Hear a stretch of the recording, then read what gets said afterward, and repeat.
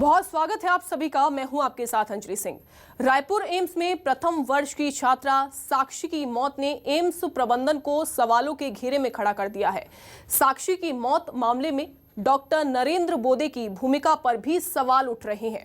हालांकि परिजनों के आरोप के बाद पुलिस ने जांच का दायरा बढ़ा दिया है। साथ ही महिला आयोग भी मामले को लेकर गंभीर दिख रही है।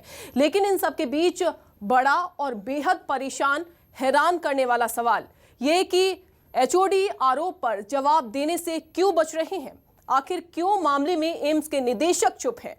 कर्मचारी और अधिकारियों की चुप्पी शक, साजिश की ओर इशारा करती है। आखिर साक्षी की मौत का जिम्मेदार कौन है?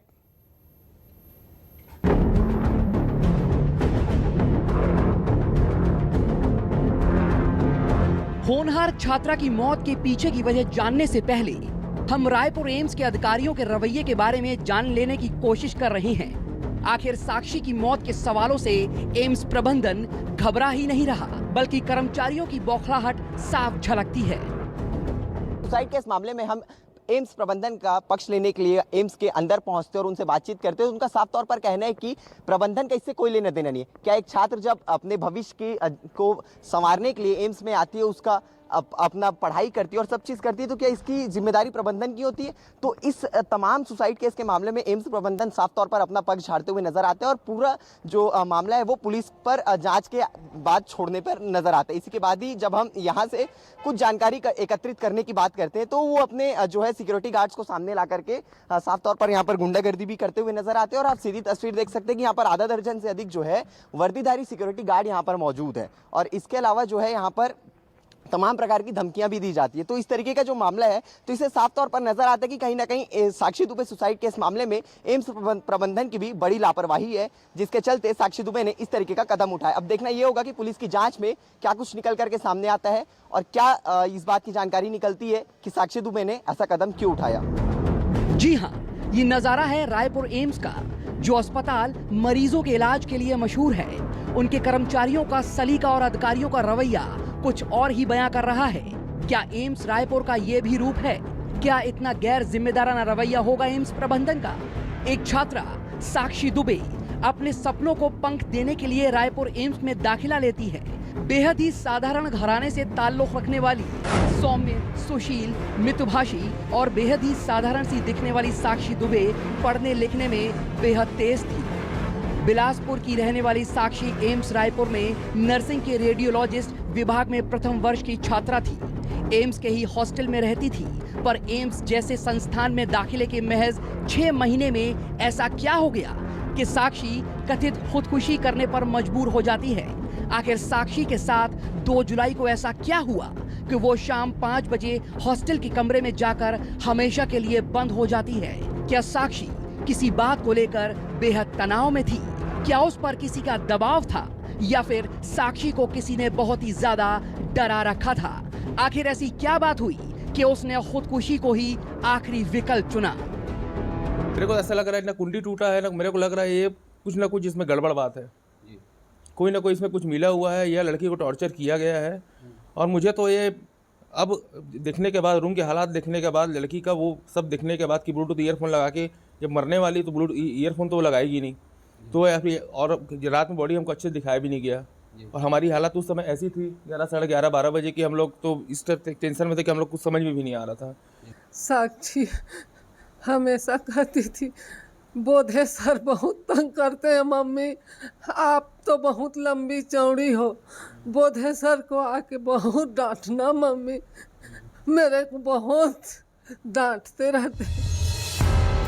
परिजनों का आरोप है कि खुदकुशी के लिए नरेंद्र बोदे ही जिम्मेदार हैं। डॉक्टर बोदे रेडियोलॉजी विभाग के हेड हैं। परिजनों का आरोप है कि बोदे की प्रताड़ना से साक्षी ने खुदकुशी जैसा कदम उठाया। परिजनों के आरोप पर पुलिस ने जांच का दायरा बढ़ा दिया है। पुलिस ने डॉक्टर बोदे से पूछताछ भी की है।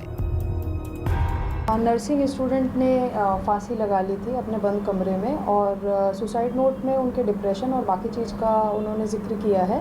और हम अभी उनके छात्रों से, बाकी जो अन्य हैं वहाँ पे स्टूडेंट्स में और एम्स में कार्यरत लोगों से इस बारे में जानकारी हासिल कर रहे हैं। साक्षी की मौत के 6 दिन बाद भी पुलिस की जांच में अब तक कुछ खास सुराग नहीं मिला है। हालांकि महिला आयोग भी अब मामले में संज्ञान ले सकता है।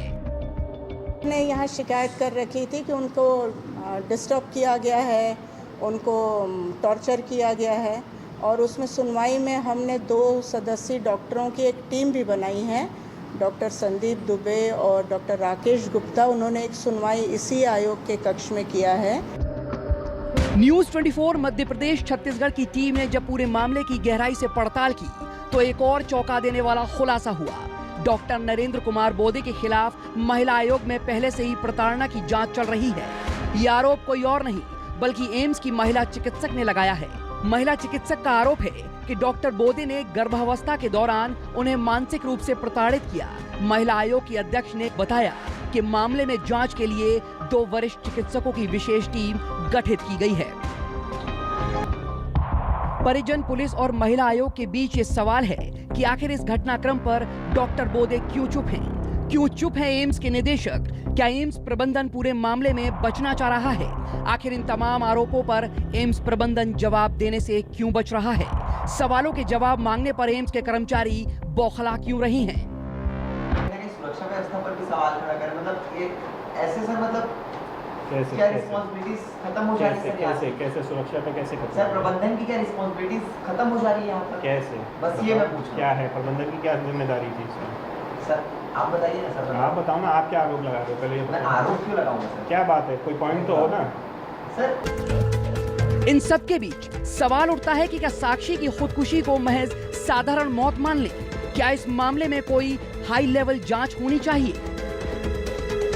अखिल भारतीय आयुर्विज्ञान संस्थान की प्रथम वर्ष की छात्रा साक्षी दुबे का सुसाइड केस मामला, क्या ये सिर्फ एक सुसाइड केस था या फिर कुछ और? जी हाँ, ये सवाल इसलिए उठ रहे हैं क्योंकि साक्षी दुबे के परिजनों ने एम्स प्रबंधन के एचओडी डॉक्टर नरेंद्र बोदे के खिलाफ प्रताड़ना का आरोप लगाया है। डॉक्टर बोदे पर यह आरोप लगा है कि साक्षी दुबे को आत्महत्या करने से कुछ घंटों पहले डॉक्टर बोदे अपने कैबिन में बुलाकर उसे मानसिक रूप से प्रताड़ित करते हैं, जिसके बाद साक्षी दुबे ने इस तरीके का कदम उठाया। जब हम इस सारे आरोपों का पक्ष लेने के लिए एम्स प्रबंधन के पास पहुंचते हैं तो एम्स प्रबंधन साफ तौर पर इससे पल्ला झाड़ते हुए नजर आता है और ये कहता है कि इस सुसाइड केस पर प्रबंधन की कोई भी जिम्मेदारी नहीं बनती है। क्योंकि उन्होंने इस पूरे सुसाइड केस को पुलिस को हैंडओवर कर दिया है। तो ये भी एक बड़ा सवाल खड़ा होता है कि क्या प्रबंधन की जिम्मेदारी वहां पर पढ़ाना और देर रात तक उनकी सुरक्षा व्यवस्था पर है? क्या प्रबंधन की जिम्मेदारी उनके सुसाइड पर बिल्कुल भी नहीं है? तो ये कहीं ना कहीं सवाल जरूर खड़े होते हैं। लेकिन अब देखना ये होगा कि भविष्य में पुलिस क्या कुछ जांच करती है और किस तरीके के तथ्य सामने निकल करके सामने आते हैं साक्षी दुबे सुसाइड केस पर। कैमरामैन रेखराम देवांगन के साथ शिवम मिश्रा, न्यूज 24 मध्य प्रदेश छत्तीसगढ़। और चलिए न्यूज 24 मध्य प्रदेश छत्तीसगढ़ के कुछ सवाल हैं वो आपको दिखवा देते हैं। आखिर साक्षी ने खुदकुशी क्यों की? तो न्यूज 24 मध्य प्रदेश छत्तीसगढ़ के सवाल, आखिर साक्षी ने क्यों की खुदकुशी? क्या एचओडी की डांट से डर गई थी साक्षी? साक्षी की मौत का जिम्मेदार आखिरकार कौन है? कौन है साक्षी की मौत का जिम्मेदार? एम्स प्रबंधन क्यों है सवालों के घेरे में? ये बड़े और अहम सवाल हैं। एचओडी डॉक्टर नरेंद्र बोदे की भूमिका क्यों है? एम्स की सुरक्षा क्यों भगवान भरोसे है? एम्स में पढ़ने वाले छात्रों की जिम्मेदारी किसकी है? एम्स की सुरक्षा क्या भगवान भरोसे है? ये बड़े और अहम सवाल हैं जो कि न्यूज 24 मध्य प्रदेश छत्तीसगढ़ उठा रहा है। और हमारे साथ वीरेंद्र गवई बिलासपुर से जुड़े हुए हैं और इसी के साथ एम्स के बाहर से हमारे साथ शिवम मिश्रा जुड़े हुए हैं और इसी के साथ हमारे साथ वैभव शिव पांडे भी हमारे साथ रायपुर से जुड़े हुए हैं। सबसे पहले क्योंकि बिलासपुर से मैं आपके पास आना चाहूँगी वीरेंद्र गवई। वीरेंद्र, आपसे मैं जानना चाहूँगी, आप ग्राउंड जीरो से जुड़े हुए हैं, वहाँ पर फिलहाल कैसे हालात हैं? क्योंकि परिजनों से आप वहाँ पर मुलाकात आपकी हुई, परिजनों का इस समय क्या कुछ कहना है? जाहिर सी बात है इंसाफ वो मांग रहे हैं। अभी फिलहाल कैसी स्थिति वहाँ पर बनी हुई है?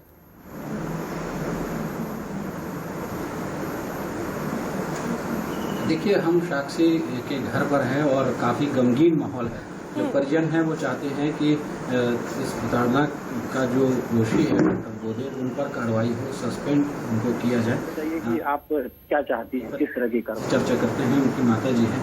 हाँ जी, बताइए कि आप क्या चाहती हैं, किस तरह की कार्रवाई होनी चाहिए? मैं बहुत कड़ी कार्यवाही होनी चाहिए। मेरी साक्षी जनवरी से मुझे बताना शुरू करी है कि नरेंद्र बोधे छोटी बहुत तंग करते हैं मम्मी, बहुत डांटते ही रहते हैं, कभी प्यार से बात ही नहीं करते हैं, उसके अंदर में दिल ही नहीं है। तो मैं बच्ची को कहती थी मैं आऊंगी बेटा, उसको समझाऊंगी, मेरी बच्ची को ना डांटे, मैं उसको सीने से लगा के सोती थी वो मेरी। आप देख सकते हैं कि काफी गम का माहौल है। तो उनकी बहन शिवांगी हैं, उनसे पूछते हैं कि क्या अब तक की जो जांच हुई है वो किस तरह से हुई है और क्या उससे वो संतुष्ट हैं। शिवांगी जी बताइए कि आप अब तक जो जांच हुई है उससे संतुष्ट है? बिल्कुल नहीं, उनके खिलाफ डिसिप्लिनरी एक्शन होना चाहिए, डिपार्टमेंट को उनके खिलाफ एक्शन लेना चाहिए। इस तरह का बिहेवियर बिल्कुल टॉलरेबल नहीं है। हर बच्चा नहीं सह सकता है, इतना प्रेशर नहीं सह सकता है, हर चीज़ में डीमोरलाइज करते थे, उसको नीचा दिखा देता था, हर बच्चा नहीं सह सकता है। इसके लिए कड़े से कड़ा एक्शन उनके ऊपर होना चाहिए। किस तरह का एक्शन होना चाहिए? उनको सस्पेंड किया जाना चाहिए। ये बताइए कि साक्षी ये कहती थी कि क्या किस तरह से परेशान किया जा रहा है वहाँ पे? मुझे अक्सर कॉल करती थी।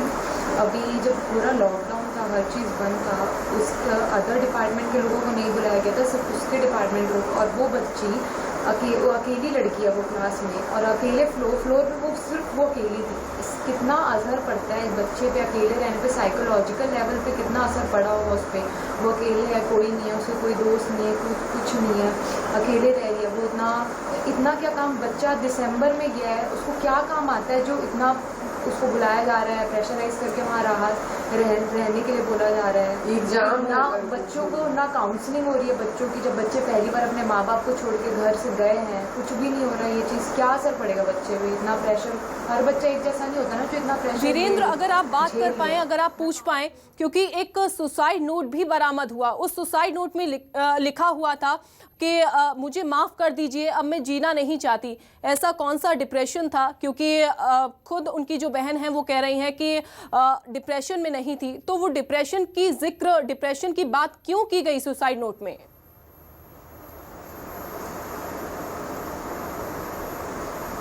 बिल्कुल, उनके भाई भी हमारे साथ हैं जो कि घटना स्थल पर गए थे। उनसे पूछते हैं कि आखिर किस तरह का वहाँ पे देखा गया था और सुसाइड लेटर उन्होंने पढ़ा है जी, क्या उससे मायने निकल के आते हैं। पीयूष जी बताइए, आप घटना स्थल पर गए थे, क्या देखा आपने? सुसाइड नोट उन्होंने लिखा था, काफी डिप्रेशन की बात थी जी, क्या ऐसा था? क्या डिप्रेस थी? डिप्रेस तो नहीं थी, प्रेशराइज थी वो सिर्फ टीचर की तरफ से, नरेंद्र बोधे की तरफ से। घर से वैसा कुछ प्रेशर था नहीं उसको। मैं तो उस जगह पे था, मेरे को तो माहौल भी वहाँ का संदिग्ध लग रहा था। मैं जब गया तो खैर ये कार्यक्रम इनका हो जाए फिर मैं जाऊंगा दोबारा वहाँ। और सब मिली भगत है, लोकल वहीं की पुलिस है, लोकल वहीं का प्रशासन है, लोकल वहाँ के डॉक्टर लोग पीएम किए हैं। सब चीज में तो गलत हो गई, मुझे मालूम, अभी से मालूम है मुझे। और सिर्फ मैं अब ये चाहता हूँ कि दोबारा कोई साक्षी ना बने, तो नरेंद्र बोधे जो टीचर है उसके ऊपर कार्यवाही वहाँ की लोकल बाहर की पुलिस करे या एम्स प्रशासन उनको सस्पेंड करे। बस मेरे सबसे यही उम्मीद है और कुछ नहीं है, यही चाहिए। अभी जो पुलिस की जो जांच जी वीरेंद्र, लौटूंगी मैं आपके पास। कार्रवाई की मांग परिजन कर रहे हैं। शिवम के पास मैं जाना चाहूंगी। शिवम, पीड़ित परिजन जो हैं वो कार्रवाई की मांग कर रहे हैं। भूमिका बहुत ही संदिग्ध नजर आ रही है यहाँ पे एम्स प्रबंधन की, क्योंकि लगातार चुप्पी साधे हुए हैं एम्स प्रबंधन, कुछ भी बोलने से इनकार कर रहा है, बचते हुए नजर आ रहा है।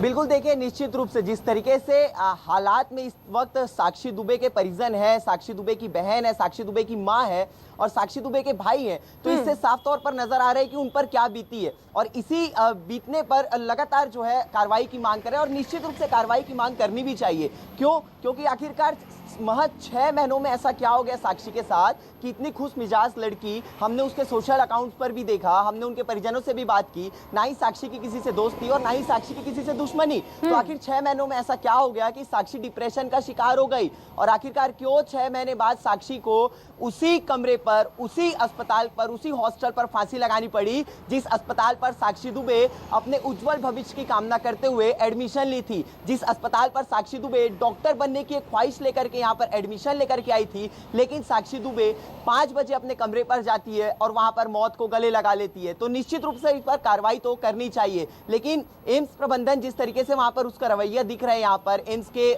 पीआर की बात की जाए या फिर एचओडी नरेंद्र बोदे की बात की जाए, तो वो लोग हमेशा जो है मीडिया से बचते हुए नजर आ रहे हैं, मीडिया के सवालों से बचते हुए नजर आ रहे हैं, साक्षी के परिजनों के सवालों से बचते हुए नजर आ रहे हैं। क्यों? आखिरकार हमने इनसे भी बातचीत करने की कोशिश की तो इनका साफ तौर पर कहना है कि साक्षी दुबे डिप्रेशन का शिकार थी, साक्षी दुबे कोविड की जो है उनमें कुछ सिम्टम्स थे। तो आखिर क्यों लगातार साक्षी के सुसाइड केस को अलग अलग तथ्यों पर घुमाया जा रहा है? आखिर क्यों इन चीज़ों को डाइवर्ट की जा रही है? आखिर क्यों साफ तौर पर आकर के सवालों का जवाब नहीं दिया जा रहा है? हम इनसे पूछते हैं तो कहते हैं कि प्रबंधन की किसी प्रकार की जिम्मेदारी नहीं। आखिर क्यों? आखिरकार साक्षी दुबे इस हॉस्टल पे रहती थी तो एम्स प्रबंधन यहाँ का लोकल गार्जियन साक्षी दुबे का बनता है। यहाँ पर साक्षी की पढ़ाई की जिम्मेदारी एम्स प्रबंधन की है, साक्षी के रहने से लेकर के खाने तक की जिम्मेदारी जब एम्स प्रबंधन की है, तो आखिरकार साक्षी दुबे के सुसाइड केस पर एम्स प्रबंधन की जिम्मेदारी क्यों नहीं है? आखिर क्यों एम्स प्रबंधन? सवाल यही है कि इस समय चुप्पी साधे क्यों हुआ है? चुप्पी क्यों साधी हुई है? जब जवाब देना चाहिए, खुलकर सामने आना चाहिए, जब किसी तरह की इसमें कोई भूमिका उनकी नहीं है, संदिग्ध भूमिका इस समय बनी हुई है, सवालों के घेरे में अस्पताल, माफ कीजिए, एम्स प्रबंधन है, तो क्यों जवाब देते हुए उन पर नहीं बन रहा है? सवाल कई सारे खड़े हो रहे हैं। शिवम, आपके पास मैं लौटूंगी। हमारे साथ वैभव शिव पांडे भी जुड़े हुए हैं रायपुर से। वैभव, तमाम तरीके के सवाल खड़े हो रहे हैं और साथ ही साथ पीड़ित परिजन कह रहे हैं कि दोबारा कोई साक्षी ऐसे ना बने। जिस तरीके से साक्षी की मौत हो गई है, आत्महत्या उन्होंने कर ली है, क्या आगे की कार्रवाई अब कैसे होगी कार्रवाई? क्योंकि 7 दिन बीत चुके हैं, कार्रवाई नहीं हो रही है।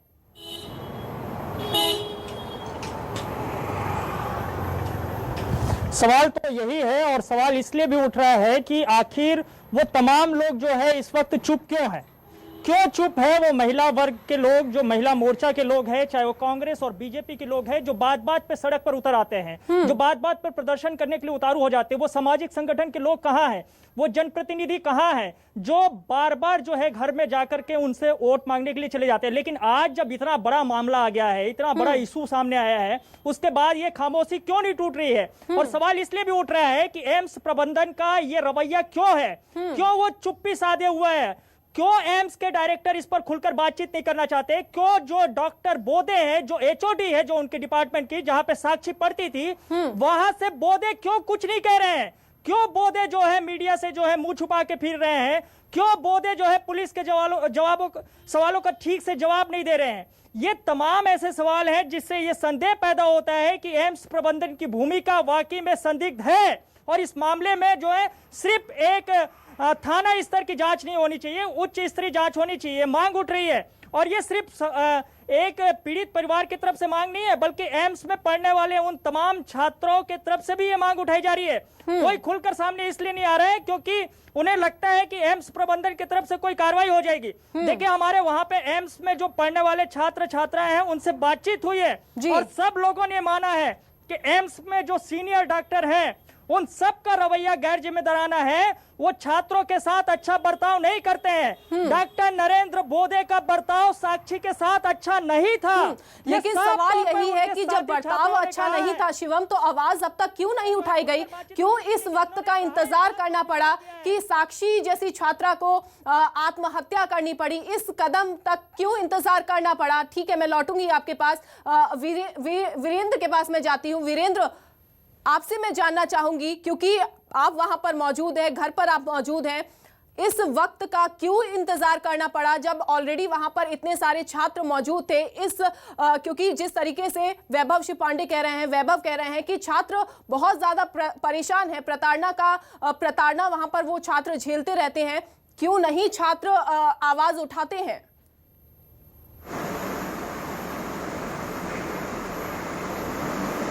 बिल्कुल, हम शिवांगी से पूछेंगे कि आखिर जब वहाँ प्रताड़ना है, वहाँ के लोगों को परेशान किया जाता है, तो क्यों नहीं आवाज़ उठाते वहाँ के छात्र छात्राएं? बच्चे अभी अभी गए होते हैं अपने घर को छोड़ के, उनको भी मन में होता है कि हमें अपने मम्मी पापा के लिए कुछ करना है, मम्मी पापा की उम्मीदें हैं, मम्मी पापा के लिए कुछ बनना है, तो वो भी करते हैं कि हम ये परिस्थिति को झेल के हम आगे बढ़ जाएंगे, फिर तो हम अगर घर जाएंगे तो मम्मी पापा को क्या बोलेंगे। वो इतनी उम्मीदों से हर चीज़ करके हमारे लिए इतना सेक्रीफाइस करके हमें वहाँ भेजे होते हैं, इतनी बड़ी जगह है वो। तो बच्चे भी सोचते हैं कि थोड़ा बहुत तो संघर्ष करके हम कहीं ना कहीं से हम पढ़ लेंगे, आगे बढ़ जाएंगे आगे। उनमें इतनी हिम्मत नहीं होती कि वो इतना फॉर्म डिसीजन ले ले कि नहीं मैं छोड़ देता हूँ ये चीज़, नहीं मैं हट जाता हूँ यहाँ से। हर किसी में इतनी हिम्मत नहीं होती, तो बच्चे नहीं कर पाते ये चीज़, बहुत मुश्किल होता है। आगे क्या होना चाहिए इस केस में? सबसे पहले तो उनके ऊपर एक्शन होना चाहिए जिससे सबको समझ में आए कि किस तरीके से जब नया बच्चा आया होता है तो उसको ट्रीट किया जाता है बच्चों को, कि तुरंत आगे प्रेशर दे देना। एक प्रॉपर इंडक्शन प्रोग्राम होना चाहिए जिसमें बच्चों को सिचुएशन से, जगह से फैमिली कराया जाए, ताकि वो पहली बार आए तो माँ बाप से दूर आए, तो जगह पे जहाँ उन्हें काम करना है, जहाँ उन्हें रहना है, अपना फ्यूचर बनाना है, तो इसके लिए उन्हें इसके लिए उन्हें समझाना चाहिए कि हाँ, तो सारे टीचर से काउंसलिंग कराना चाहिए, जो भी है पेरेंट्स से बात ठीक है। बिल्कुल वीरेंद्र, लौटूंगी मैं आपके पास, शिवम के पास मैं जाती हूँ। शिवम, जो इस तरीके से, क्योंकि लगातार इंसाफ की मांग की जा रही है, पीड़ित परिजन लगातार इंसाफ की मांग कर रहे हैं, वहीं दूसरी तरफ रोष भी देखने को मिल रहा है क्योंकि तमाम ऐसे छात्र हैं जो प्रताड़ना से जूझ रहे हैं, क्योंकि ये कहा जा रहा है कि तमाम ऐसे छात्र हैं जो हर रोज प्रताड़ित हो रहे हैं, क्योंकि इससे पहले भी जो बोधे पर प्रताड़ना का इल्जाम लग चुका है, और जब इल्जाम लगा है तो अब तक कार्रवाई क्यों नहीं हुई है, ये सबसे बड़ा सवाल खड़ा होता है।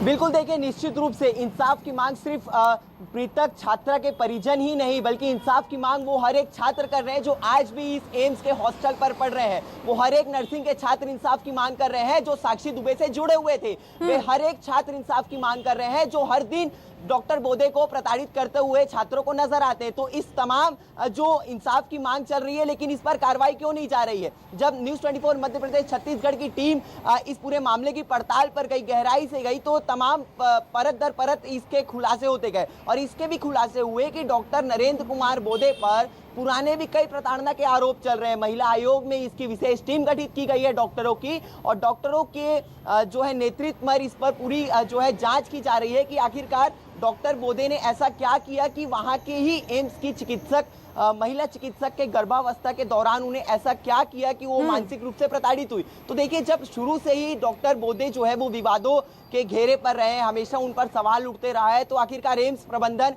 क्यों डॉक्टर बोधे पर कार्रवाई नहीं कर रहे? आखिरकार डॉक्टर बोधे पर किसका संरक्षण है? आखिर क्यों जो है एम्स प्रबंधन डॉक्टर बोधे को संरक्षित करता हुआ नजर आ रहा है? तो ये तमाम ऐसे सवाल हैं, लेकिन हालांकि जो है पुलिस इस पर अभी जांच कर रही है। पिछले दिनों डॉक्टर बोधे को ये पूछताछ के लिए आमनाका थाना में तलब किया गया था, और आजाद चौक सीएसपी अंकिता शर्मा के निर्देश पर आमनाका टीआई भरत बरेट ने भी डॉक्टर बोधे को बुलाया था। लेकिन क्या सिर्फ पूछताछ के बाद कोई निर्णायक कार्रवाई होगी या नहीं?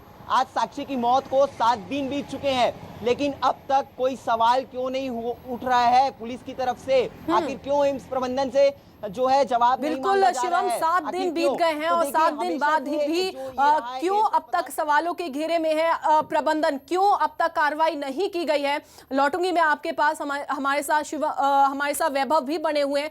वैभव, 7 दिन बीत चुके हैं और ये भी सामने आया कि लगातार कार्रवाई हो रही है, लेकिन कार्रवाई उस लेवल पर नहीं हुई है जिस लेवल पर होनी चाहिए। दूसरी बात कि मोबाइल भी बरामद हुआ छात्रा का, लेकिन मोबाइल बरामद हुआ, उस मोबाइल में क्या कुछ निकलकर सामने आया? पुलिस ने जांच कहां तक आगे बढ़ाई है, इस बारे में क्या जानकारी है? आपके सूत्र क्या कहते हैं?